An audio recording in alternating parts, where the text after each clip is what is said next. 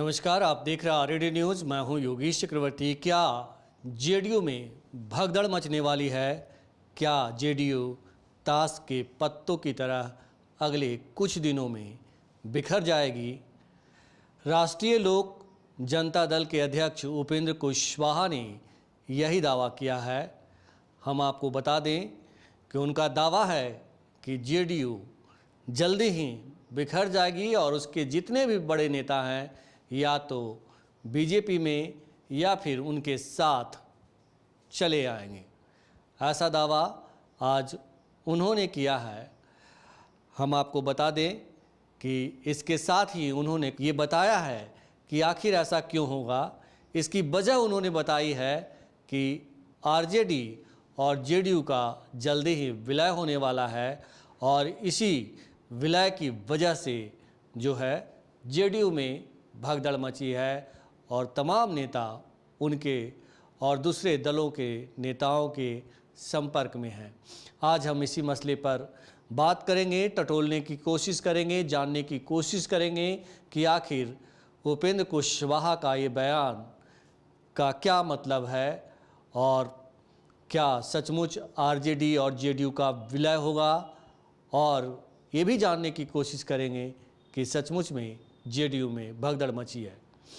तो हम बात करते हैं इसी मसले पर आरएडी न्यूज़ के राजनीतिक संपादक हेमंत कुमार से। हेमंत जी, उपेंद्र कुशवाहा ने एक तरह से बहुत बड़ा बयान दिया है कि जेडीयू में भगदड़ मचने वाली है और आरजेडी जेडीयू का विलय होगा, जंगल राज की स्थापना होगी, इसीलिए भगदड़ मची है। उपेंद्र कुशवाहा जो कुछ कह रहे हैं कोई नई बात नहीं कह रहे हैं।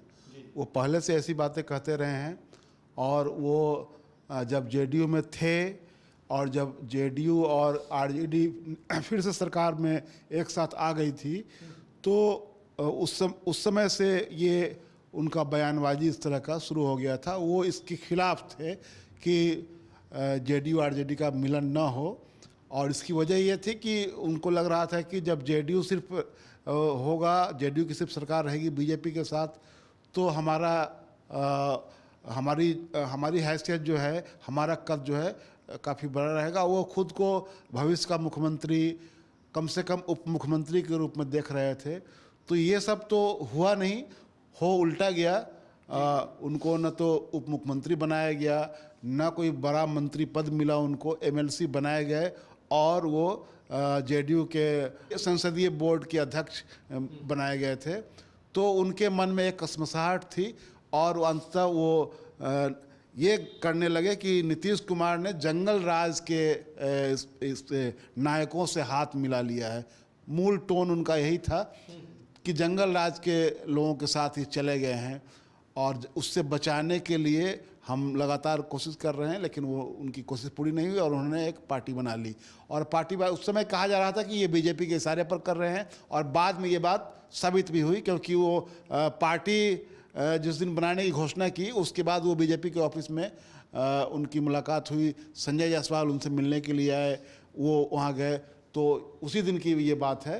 तो ये है कि ये जो कुछ भी कहते रहे हैं कि आरजेडी और जेडीयू का विलय हो जाएगा, ये बहुत पुरानी बात है, लेकिन आज तक ऐसा कुछ हुआ नहीं है।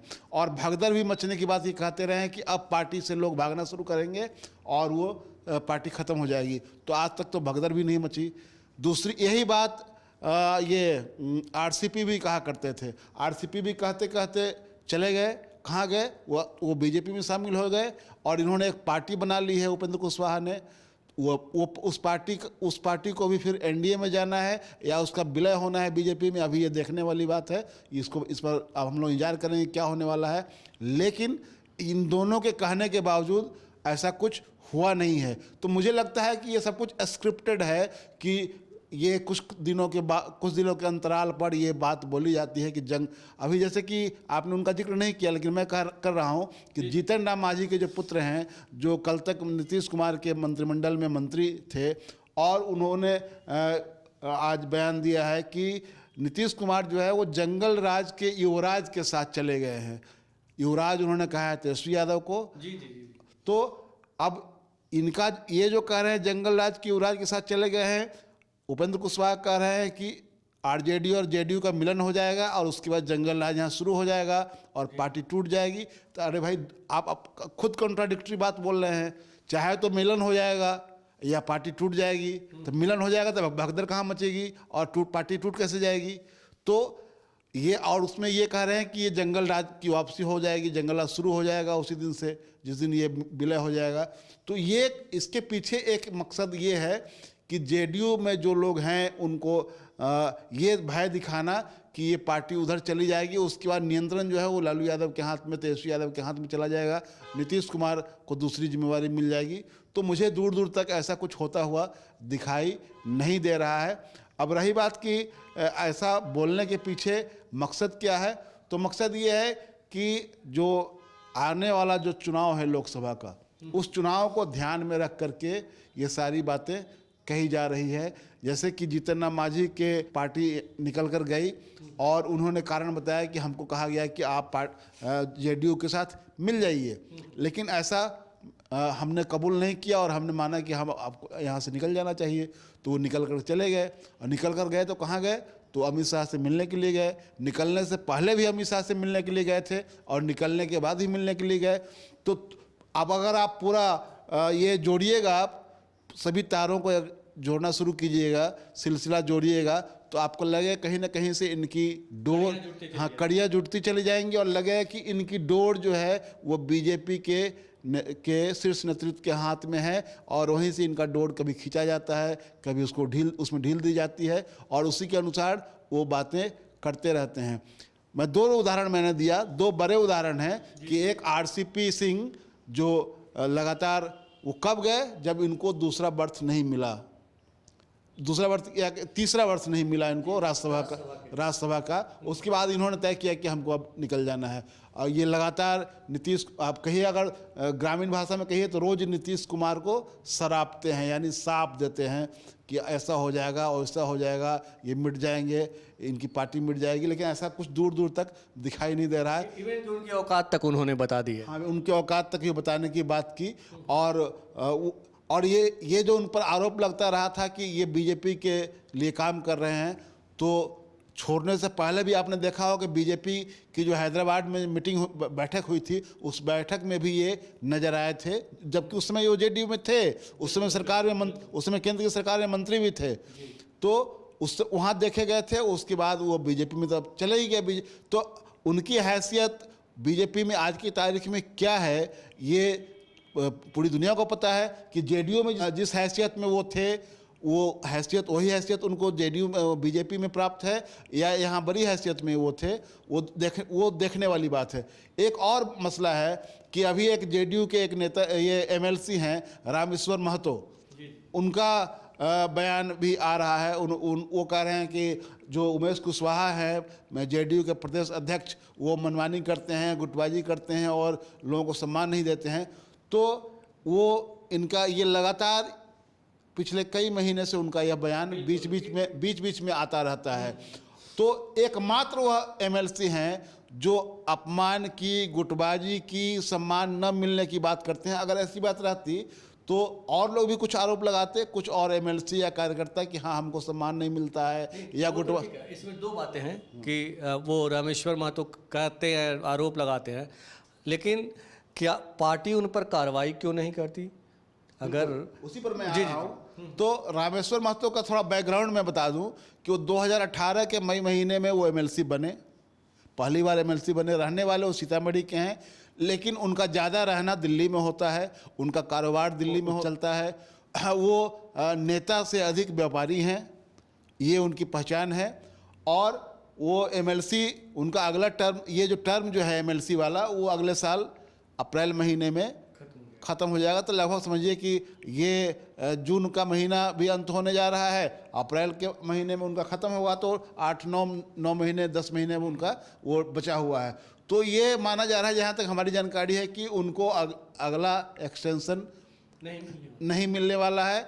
और दूसरा कि वो जेडीयू में आरसीपी के आदमी माने जाते रहे हैं, तो ये है। तो उसमें हो सकता है किसी दिन उनको निकाल दिया जाए पार्टी से, लेकिन कभी कभी होता है ना कि कुछ लोगों को छोड़ दिया जाता है कि चलिए वो अपनी गति को प्राप्त हो जाएंगे खुद, कि वो समय आते आते वो चले जाएंगे, जैसे कि आरसीपी को छोड़ दिया गया था, उनको वो अपनी गति को प्राप्त हो गए। उसी तरह इनके बारे में माना जा रहा है कि ये रामेश्वर महतो जो है वो भी अपनी गति को प्राप्त हो जाएंगे और इसीलिए पार्टी उन पर कार्रवाई नहीं कर रही है। मतलब जेडीयू उनको तवज्जो नहीं दे रही एक तरह से। बिल्कुल तवज्जो नहीं दे रही, क्योंकि अगर ये रहता कि गुटबाजी चल रही है तो आखिरकार कौन गुटबाजी हो रही है, हम कोई स्पोक्स पर्सन के रूप में नहीं बल्कि ये एक स्वतंत्र समीक्षक के रूप में पूछना चाहते हैं कि आखिरकार वहाँ गुटबाजी हो रही है तो कुछ गुट के लोग और भी लोग होते जो इस तरह की आवाज़ उठाते, उनके साथ मिलकर के बात करते कि ऐसा हो रहा है। तो ये एक राजनीतिक अभियान है, राजनीतिक रणनीति के तहत ये सब हो रहा है और ये मीडिया कवरेज भी इसको मिलता है कि जेडीयू आरजेडी का विलय हो जाएगा, भगदड़ मच जाएगी, पार्टी टूट जाएगी, पार्टी में गुटबंदी चल रही है। हेमंत जी, जी जिस तरह से आपने कहा कि दूर दूर तक ऐसे कोई का मतलब उम्मीद नहीं है कि जेडीयू और आरजेडी का गठबंधन विलय होने वाला है, सिर्फ एक मतलब राजनीति के तहत राजनीतिक गोटियां शेकी जा रही है, बिछात बिछाए जा रहे हैं ऐसे करके। लेकिन कहीं ना कहीं जब जेडीयू महागठबंधन का हिस्सा बनी थी उस वक्त कहीं ना कहीं हवा में खबरें थी कि जो है देर सवेर जेडीयू और आरजेडी का विलय होगा। देखिए उस समय दो तीन बातें थी, एक बात ये भी थी, इसका संकेत आज आरजेडी के राष्ट्रीय अधिवेशन में लालू प्रसाद यादव ने भी दिया था। देखिए उस समय ये बात आई थी कि क्योंकि जब दोबारा नीतीश कुमार महागठबंधन में लौट करके आए तो इसको लेकर के बहुत अंदर में बहुत सारे सवाल थे जो सतह पर नहीं आ रहा था, लेकिन अंदर में बहुत सारे सवाल थे क्योंकि नीतीश कुमार एक बार महागठबंधन में आ करके फिर से बाहर चले गए थे। तो इसको लेकर सवाल थे उस आपस में कि आखिरकार इसका इस बार जो वापसी हो रही है तो उसको फुल प्रूफ हो। तो एक तो था कि पार्टी का विलय करवा लिया जाए जी, नीतीश कुमार कोई दूसरी जिम्मेवारी लेकर केंद्र में चले जाएं, ये सारे सवाल थे उस समय। लेकिन ये एक तरह से टेस्ट केस भी था। तो मुझे लगता है कि इस पूरे आर्गूमेंट का बहुत अच्छा ये रिस्पांस नहीं मिल रहा था ग्राउंड से, इसलिए इसको स्थगित किया गया है, इसको कारपेट के नीचे डाल दिया गया। तो उस समय ये बात थी, यानी कि ये डिस्कशन में था, ये चिंतन में बातें थी। लेकिन इसमें बुराई क्या है? अगर जेडीयू और आरजेडी का विलय हो जाता है तो पार्टी एक मतलब बड़े परिप्रेक्ष्य में दिखेगी और एकजुटता भी दिखेगी और लोगों का भरोसा भी ज़्यादा होगा। देखिए मैं समझता हूँ कि इसको थोड़ा समाजशास्त्रीय ढंग से समझने की कोशिश की जाए तो हिंदुस्तान में पार्टियों की बहुतायत है।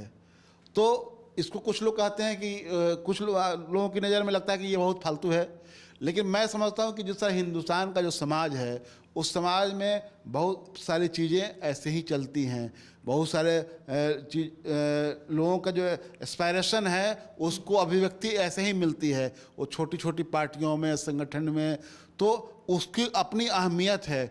जेडीयू आज की तारीख में अगर पार्टी है तो वो निश्चित रूप से उसका एक 15 सालों से तो सरकार है, उसके पहले वो समता पार्टी बनी थी, उसके बाद जनता दल यू बना।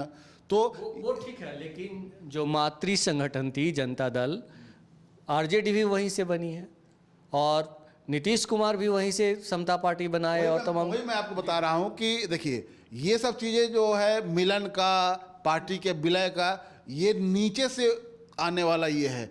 अगर जनाकांक्षा इस तरह की हो तब आप अगर निर्णय लेते हैं तो वो ज़्यादा सफल होगा, अन्यथा अगर नेताओं के बीच में अगर इस तरह का निर्णय ले लिया जाए तो वो निर्णय सफल नहीं होता है। तो ऐसा अभी कोई माहौल नहीं दिख रहा है कि ये सारी पार्टियां एकजुट हो जाए बीजेपी के खिलाफ। पार्टियों का नहीं दिख रहा है। माहौल बनाने की कोशिश हो रही है क्या? मतलब ये है कि माहौल बनाने के लिए तो जैसे कि अभी तो चर्चा ये होती है कि जेडीयू और आरजेडी महागठबंधन में आ गए, सरकार साथ चला रहे हैं, लेकिन ग्राउंड लेवल पर जो है वो ये उनके जो कार्यकर्ता हैं आपस में बहुत अधिक अभी भी नहीं घुल मिल पाए हैं। ये अगस्त महीने में वो 1 साल हो जाएगा वो। तो सबसे पहले तो ये है कि ये आपस में घुलने मिलने का तरीका क्या है? पार्टियों का घुलने मिलने का तरीका है कि कोई राजनीतिक कार्यक्रम हो, कोई आंदोलन हो, कोई अभियान चले, उस अभियान में लोग लोग साथ आए, लोग साथ डायलॉग करें, बातचीत हो, विमर्श हो, तब वो समझ में आता है कि आप कैसे एकजुट हो रहे हैं। अन्यथा वो टेक्निकल ढंग से अगर आप देखेंगे, तकनीकी रूप से देखेंगे, तो आपको लगेगा सब अलग अलग है। तो लाने के लिए जब अभी जो बात हो रही है कि विपक्ष की जो बैठक हुई, उसमें ये बात आ रही है, CPIML की ओर से भी बात आ रही है कि हमको आंदोलन का एजेंडा साथ लेकर चलना चाहिए, और आंदोलन का दबाव ही जो है वो बीजेपी के खिलाफ भी हमारी एकता को मजबूत करेगा, और हमारी आपस की एकता को भी वो ज़्यादा संगठित कर ग्राउंड तैयार करेगा। उसके लिए हमको ज़्यादा संगठित करेगा जब आप आंदोलन में साथ होते हैं तब। तो बीजेपी के खिलाफ एक राजनीतिक आंदोलन की भी तैयारी होनी चाहिए। तो मैं इस समझाने के लिए बात कर रहा हूँ कि उसी तरह अगर पार्टियों के विलय का सवाल आता है, जैसे कि 89 में जनमोर्चा बना, उसके बाद जनता दल बना, तो जनमोर्चा में तो बहुत सारे लोग आए। चाहे 77 में उस समय जनता पार्टी बनी, और उस बहुत सारे जनसंघ उसमें आ गया, बहुत छोटी मोटी पार्टियां थी, वो सब मिल करके सबने जनता पार्टी बना ली। तो वो एक माहौल तैयार हुआ आंदोलन के जरिए। जेपी का आंदोलन शुरू हुआ, उसके बाद पार्टी तो बाद में बनी थी। तो उसी तरह ये कह रहे हैं कि ये अगर आप कह रहे हैं कि JDU RJD के विलय में क्या दिक्कत है, दिक्कत कुछ नहीं है। विलय तो किसी का हो सकता है, लेकिन विलय के लिए तो माहौल भी चाहिए ना। नेता 2-4 नेताओं के कह लेने से, अगर मान लीजिए कि हाँ नेताओं में ये सहमति बने, लेकिन नेता उसको टेस्ट भी करेगा ना, अपनी जो उसकी मंशा है उसको टेस्ट करने के लिए। तो उसको क्या कहते हैं, लिटमस टेस्ट भी होता है कि आप उसको डाल कर देखिए कि आखिरकार रिएक्शन क्या होता है। तो वो माहौल आपको चाहिए। और ये मुझे लगता है कि अभी जो बीजेपी के खिलाफ जो गठजोड़ हुआ है, विपक्षी दलों की बैठक हुई है, अगली बैठक शिमला में होने वाली है, तो ये भी एक तरह से आधार तैयार करेगा कि आप आगे आने वाले दिनों में क्या सीन नज़र आएगा। क्या कुछ पार्टियों का विलय भी हो सकता है, क्या ये संभव है? तो ये आगे आने वाले समय में ये दिखेगा, लेकिन अभी मुझे कुछ उस तरह का दिख नहीं रहा है। ये सब अभी जो जिनकी चर्चा आप कर रहे हैं, उपेंद्र कुशवाहा की जो इस तरह की चर्चा कर रहे हैं, वो चर्चा इसलिए की जा रही है कि ताकि मीडिया कवरेज हो, और दूसरे कि थोड़ा राजनीतिक गलियारे में चर्चा हो, JDU के लोगों पर भी थोड़ा दबाव बने। JDU में तरह तरह के पार्टी में सब किस्म के लोग हैं, तो उनके भीतर भी ये चर्चा हो कि हाँ अरे पार्टी का विलय होने जा रहा है, तो हम लोग का क्या होगा। तो कुछ इस तरह का माहौल बनाने के लिए ये सब किया जा रहा है। अन्यथा मुझे लगता है इसमें कोई दम नहीं है। जी। तो उपेंद्र कुशवाहा जब से JDU से बाहर गए हैं, उपेक्षित ही नज़र आ रहे हैं। वही हाल CP सिंह का है। और जैसा कि हेमंत जी ने कहा कि चर्चा में बने रहने के लिए उपेंद्र कुशवाहा तरह तरह के जो है हथकंडे अपना रहे हैं, बयानबाजी कर रहे हैं। तो बयान भी ऐसे दे रहे हैं कि उनकी भी मीडिया में पूछ हो और वे भी खबर बने। फिलहाल JDU और RJD के बीच विलय की कोई संभावना नहीं है, क्योंकि अभी तक ग्राउंड नहीं बना है, और ग्राउंड बनेगा तब इसे जनता खुद ब खुद स्वीकार कर लेगी, और नेता तो तैयार बैठे ही हैं। फिलहाल इतना ही। अगर आपको हमारा ये डिस्कशन अच्छा लगा हो तो आप हमें फेसबुक पर फॉलो करें, यूट्यूब पर सब्सक्राइब करें, ज़्यादा से ज़्यादा लाइक करें, और ज़्यादा से ज़्यादा दोस्तों शेयर करें। धन्यवाद।